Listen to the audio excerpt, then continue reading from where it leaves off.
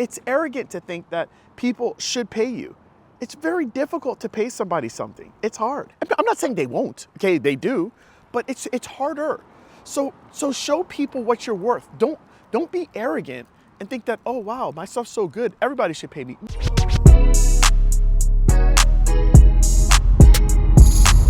This is Secrets for Success.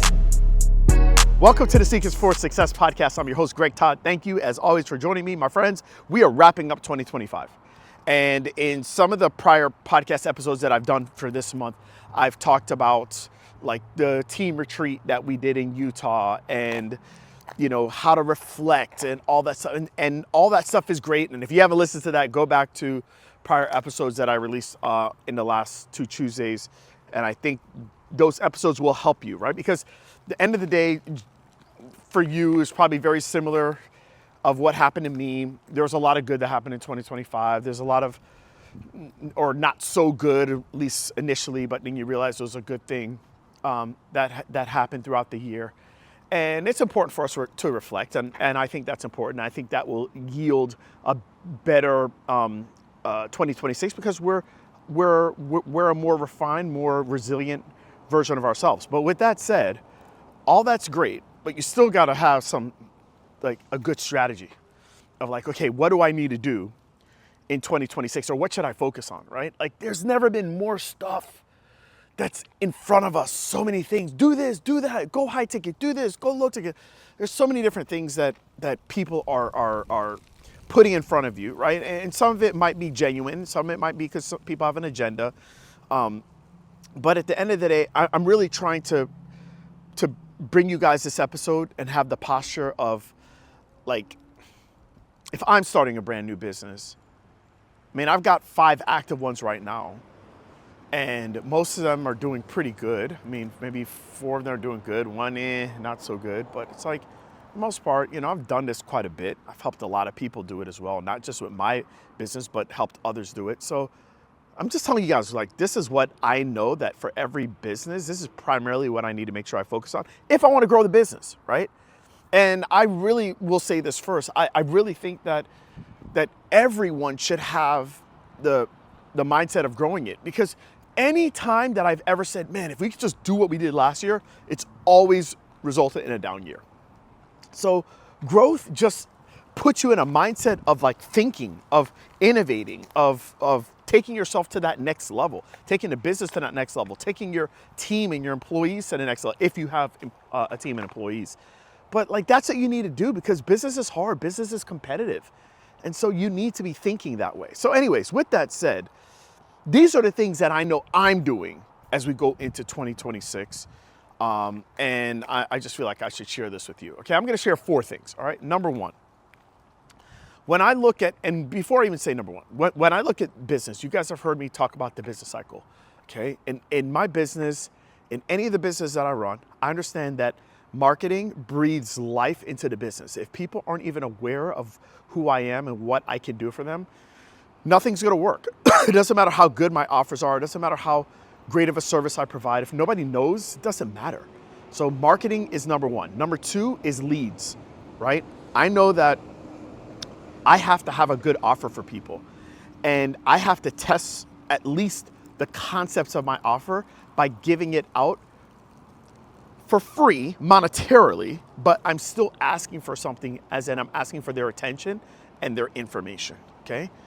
All right, and then it leads to sales. If that goes well, then I know that there's a high probability that if they're willing to pay attention to whatever it is that I'm offering, there's a high probability they're gonna pay with their pocketbook. It's not a guarantee, but it's a high probability. And then number 4 is I have to figure out how to fulfill this.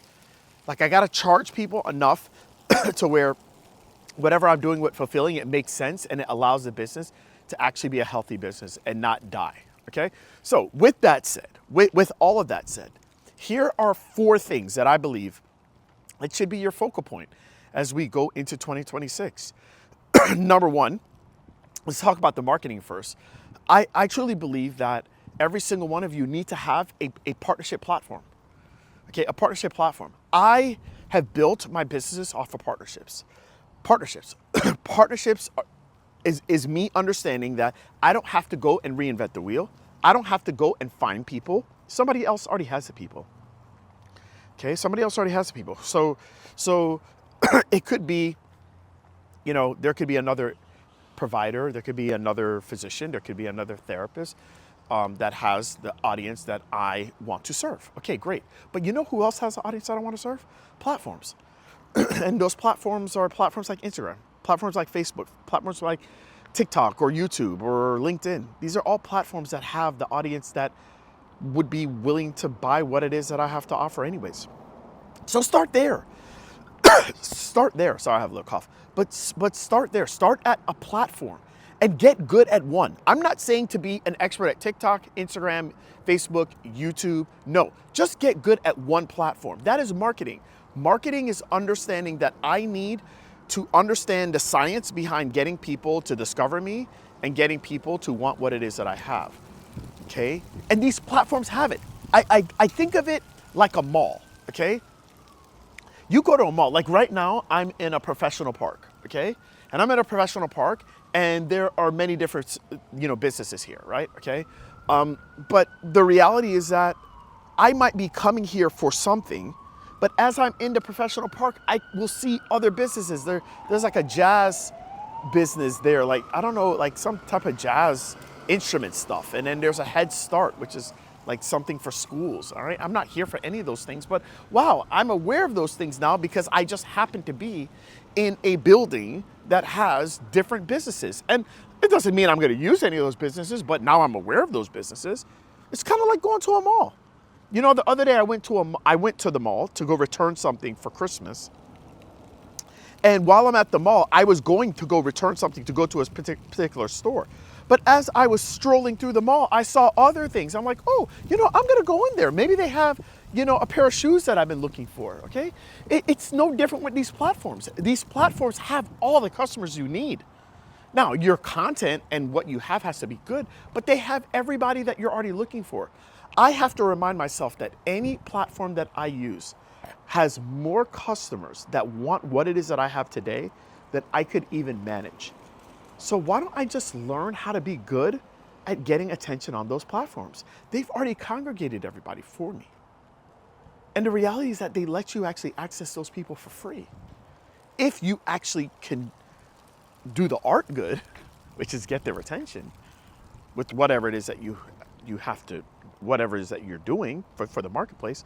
So to me, you're gonna focus on focus on just doing really good at partnerships.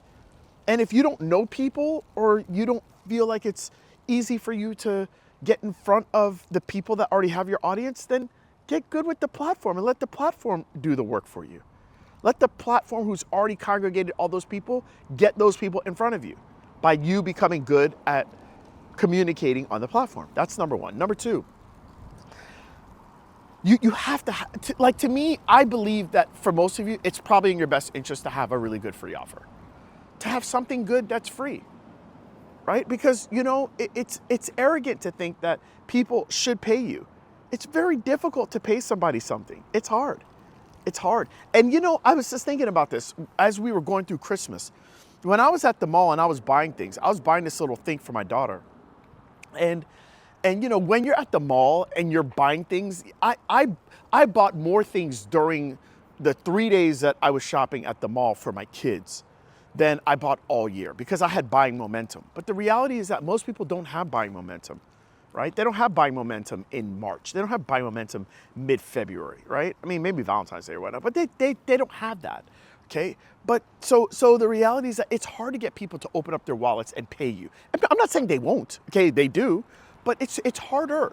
So show people what you're worth. Don't be arrogant and think that, oh wow, my stuff's so good, everybody should pay me. No, have a good free offer. Have something that's worth money, but you're willing to give it for free, just so that you can prove to people that look, man, I am who I say I am.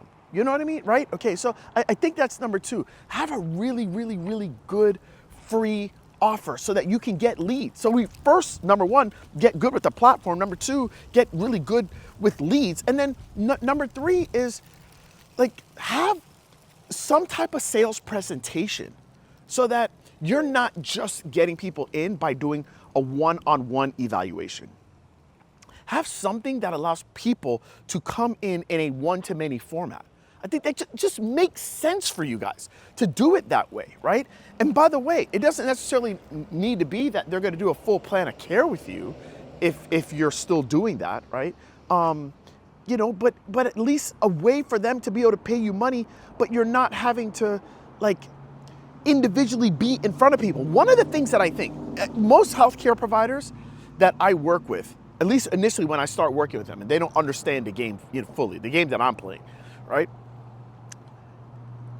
They know inherently that if they just do plan of cares, it's not a good thing.